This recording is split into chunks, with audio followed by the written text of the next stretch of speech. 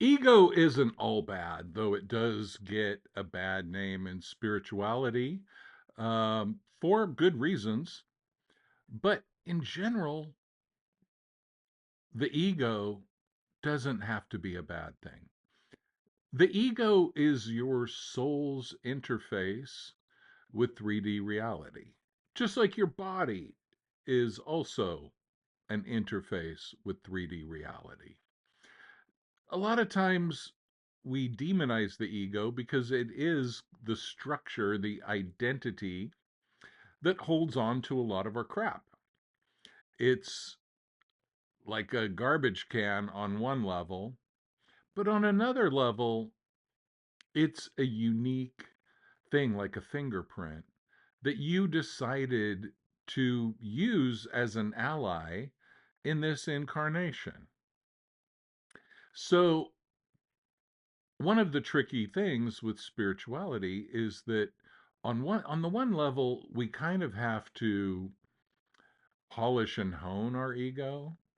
We have to clean it up, make it nicer, less objectionable, prettier.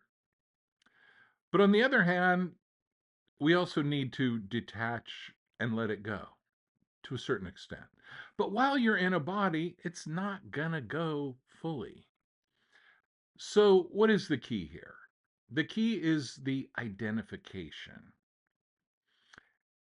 If we realize I am not my body, I am not my ego, but this is kind of my avatar for this incarnation, then we can use the uniqueness of our physicality and our personality to express a certain energy in this lifetime on Earth. And that's great. That's fine. There's no issue with that. Think of shame and humiliation. Shame and humiliation. None of us like to feel shame and humiliation. It's a drag, it's a bummer. But what is shame and what is humiliation? Do you think the spirit worries about shame and humiliation? I don't think so. The ego worries about shame and humiliation and many, many other things. And why? Because deep down, the ego has its own identity that's kind of cut off from spirit. It's kind of marooned. And because one function of the ego is to protect your body, to protect your safety in this incarnation, well, shame and humiliation is something that we kind of almost have a biological programming to avoid because shame and humiliation oftentimes preceded an attack, preceded a lowering of status in the community that could end to our demise. So it's not something that we could just brush off the way we kind of can today. It's kind of like in a neighborhood with a lot of poverty, gangs, violence, reputation and respect are very important. People will get in fights to the death over reputation. But in very prosperous areas where everybody's doing okay and there's abundance,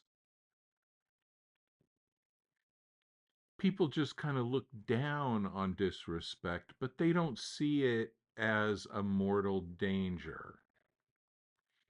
So it's the same. The soul doesn't worry about disrespect because it's kind of an illusion or impossible.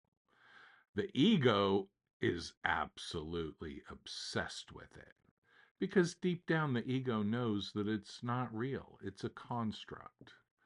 So therefore, it fights to maintain its position, its status, its identity. So let's think about how ego can be really positive. There are people, I hope, that you love, and you love them for that little unique thing they do, their smile, their laugh, their sense of humor, their sick jokes, whatever it may be. And when you feel that love for them, what you're loving is a unique aspect that we could say is partially, at least, part of their ego. The ego is, like I say, it's like your avatar, your ego and your physical body. It's the character that you inhabit to play the game of being a human on Earth. So, on the one hand, we should really celebrate it. And we should really celebrate the uniqueness of it. On the other hand, we need to realize it's just a costume we're wearing.